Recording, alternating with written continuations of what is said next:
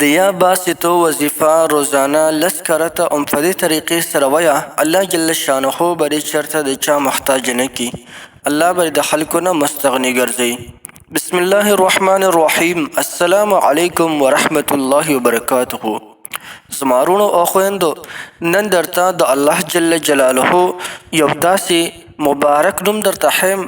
چې کلم د دغه اسم مبارک تاسو وظیفه شروع وکړئ، الله جل جلاله به تاسو ډیر ذات مالداره کی او دونه به تاسو مالداره کی چرته کې به د چا محتاج نه شئ، د چا په در کې به ونه درېږئ. دا د هغه وروڼو او د هغه خویندو دپاره دی کوم وروڼه او خویندې چې ډېر سخت غریبانان وي، غریبي د هغوی انتها ته رسېدلی وي، د غربت د لاسه دغه وروڼه او خویندې ډېر سخت تنګ راغلی وي. که دغه وروڼه او خویندې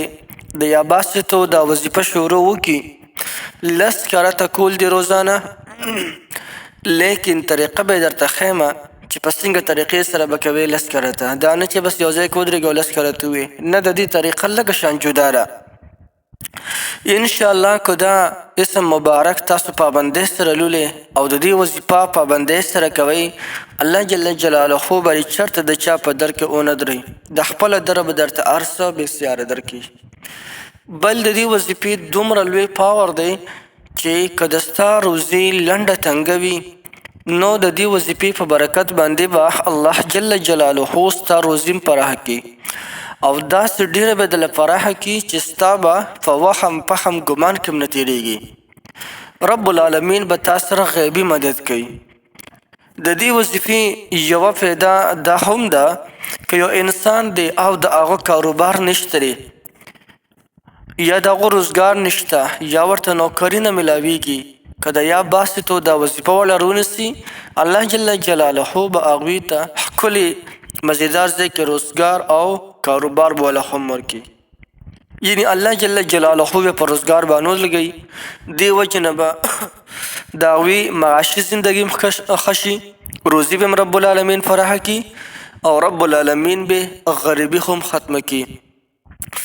یا د چا بندش دی او د بندش د لاسه ډېر سخت پریشانه دی، یعنی کله کله د کاروبار بندش شي، کله کله د رزق بندش وي، دې وجې نه کور کې ډېر سخته پریشاني راشي. د دغه بندش د ختمولو دپاره او د پراخۍ د راوستو دپاره دا وظیفه انتخایي کافي اثر لري.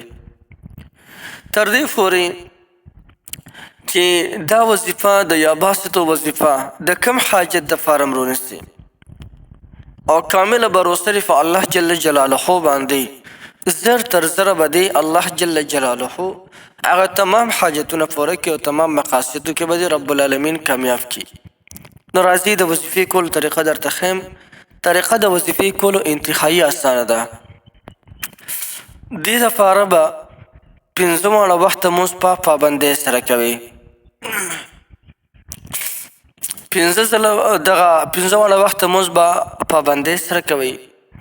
او د هر مونځ نه پس به 50 کرته د یا رزاق وظیفه کوئ.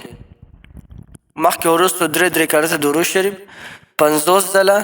د یا رزاق وظیفه. بیا بالخصوص چې کله د چاشت مونځ وکړي، د چاشت مونځ د ضحا مونځ ورته وایو مونږه، د ضحا مونځ یا د چاشت دا مونځ چې وکړي، د هغې نه پس به الله جل جلاله ته لاس پورته کړي او الله جل جلاله نه به سوال وکړي. بلکې څنګه چې د چاشت مونځ وکړي، د چاشت د مونځ نه پس به دعا غواړي، نو د دعا غوښتو دپاره چې کله لاس پورته کړي، 10 ځله به ووایي یا باسطو یا باسطو یا باسطو، او د هغې نه پس به دعا وغواړي. کم حاجت چې د الله جل شانه نه وغواړي، هغه حاجت به رب العالمین پوره کړي. که یو حاجت د الله نه هم نه غواړئ، نو د دې وظیفې دومره لوی کمال دی چې کله هم دا وظیفه په دې طریقې سره کوي، یعنی کله چې د چاشت مونځ وکړي او لاس الله جل شانه ته اوچت کړي او په دغه لاسونه د دعا په شکل باندې اوچت کړي او بیا یا باسطو وظیفه 10 کرته ووایي او هغې نه پس دعا غواړي، نو الله جل جلاله به دې چرته کې محتاج نه کړي د چا غریبي به د الله جل جلاله ختمه کړي مالداري او پراخي به د باندې رب العالمین راولي د چاش د مونځ دلته زمونږ پاکستان کې د زوال په لحاظ سره د ټیم په لحاظ سره د 9 بجو نه شروع کېږي تر د 11 بجو پورې د ورځې د 9 بجو نه شروع کېږي تر د 11 بجو پورې د دې مونځ ټیم دی او دا 2 رکعات نفل کول دي دغه ټیم کې چې دغه 2 رکعات نفل کې بس صرف د چاشت موزه پکې یادې نور عمر ساده نفل دي او دا به 12 رکعات نفل کې 12 رکعات نفل چې کله وکړي د هغې نه پس به الله جل شانه ته لاس پورته کړي خپل حاجت به وغواړي نو الله جل جلاله به دې همدغه ساتي تمام حاجتونه پوره کړي دا وظیفه تر هغه وخته پورې کوئ تر څو پورې ستاسو حاجت پوره شوی نه ممکنه ده چې ستاسو حاجت په یو ورځ کې پوره شي ممکنه ده چې ستاسو حاجت په یو هفته کې یا په یو میاشت کې دننه پوره شي هغه د ستا په عقیدې پورې خاص ده څونه د په الله جل شانه باندې یقین مضبوط وي هغه نه دا وظیفه کامل اثر کوي نو یو ډېره زبردسته وظیفه مې درته وښوله بلکل دا وظیفه تاسو کولی شئ د دې وظیفې درته مکمل اجازت دی